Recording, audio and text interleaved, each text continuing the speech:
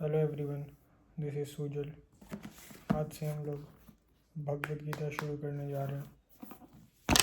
आज से एक एक श्लोक भगवत गीता का, जितने भी अध्याय हैं, टोटल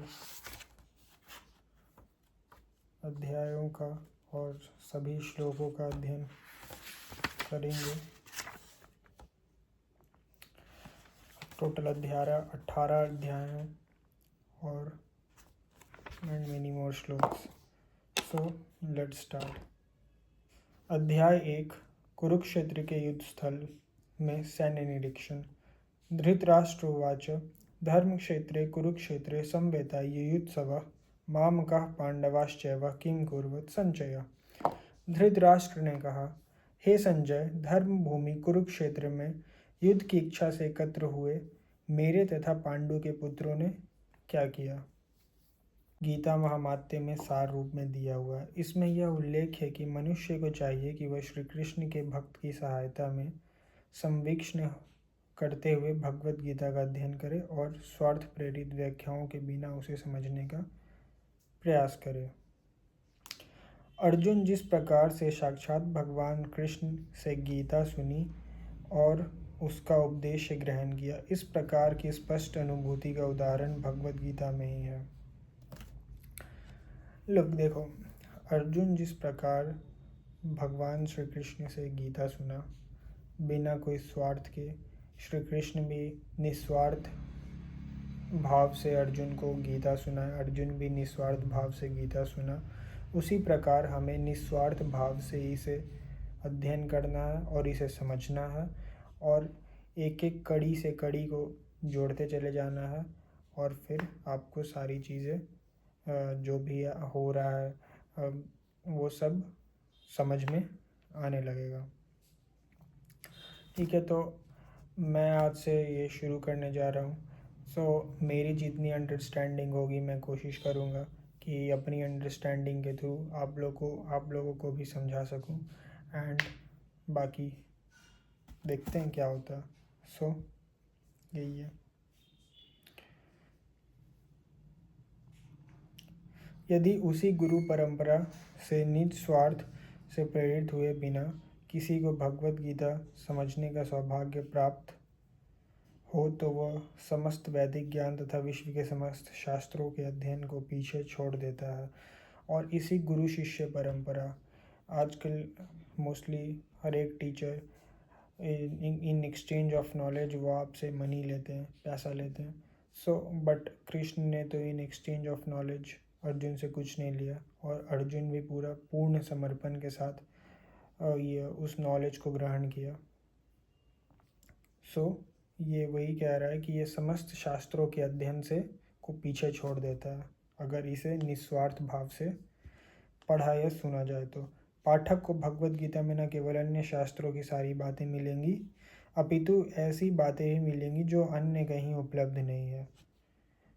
इसमें बहुत सारी ऐसी बातें मिलेंगी जो और कहीं पर उपलब्ध नहीं है। ये गीता का विशिष्ट मानदंड स्वयं भगवान श्री कृष्ण द्वारा साक्षात उच्चारित होने के कारण यह पूर्ण आस्तिक विज्ञान बन गया और ये श्री कृष्ण द्वारा ये उच्चारण होने के कारण, ये बोले जाने के कारण ये एक आस्तिक विज्ञान में बदल चुका है।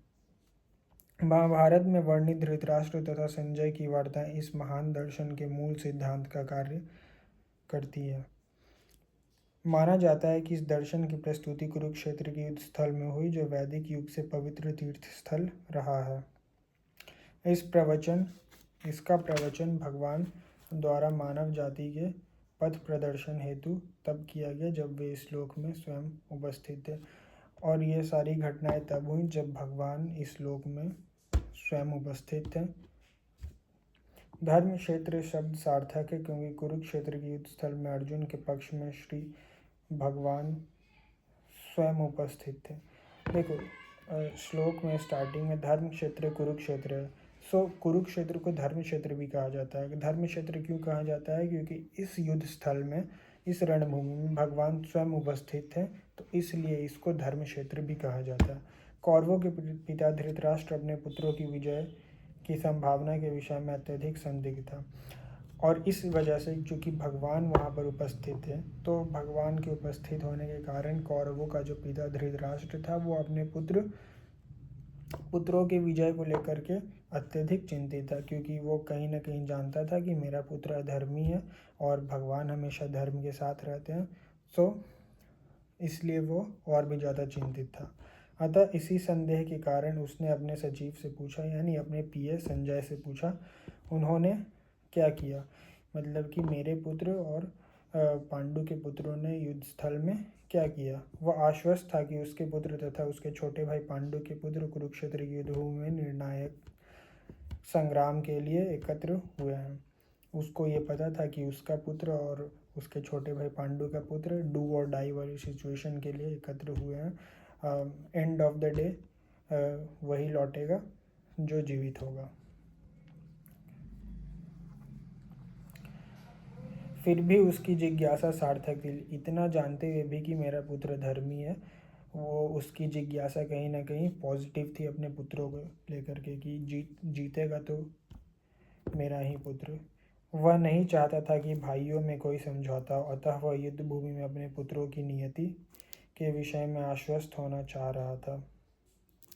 चूँकि इस युद्ध को कुरुक्षेत्र में लड़ा जाना था, जिसका उल्लेख वेदों के स्वर्ग निवासियों के लिए भी तीर्थ स्थल के रूप में हुआ है, अतः धृतराष्ट्र अत्यंत भयभीत था कि इस पवित्र स्थल का युद्ध के परिणाम पर न जाने कैसा प्रभाव पड़ेगा।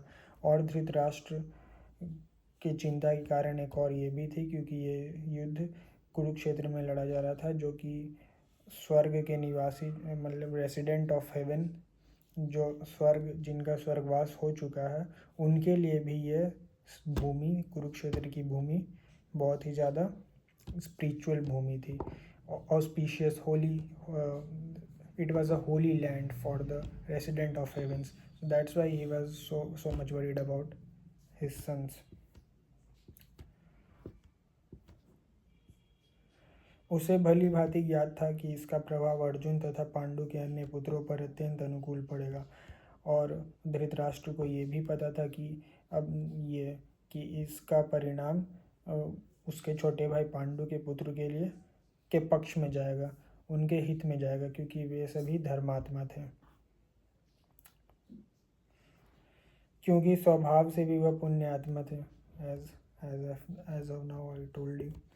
संजय श्री व्यास का शिष्य था, अतः उसकी कृपा से संजय धृतराष्ट्र के कक्ष में बैठे बैठे कुरुक्षेत्र के युद्ध स्थल का दर्शन कर सकता था।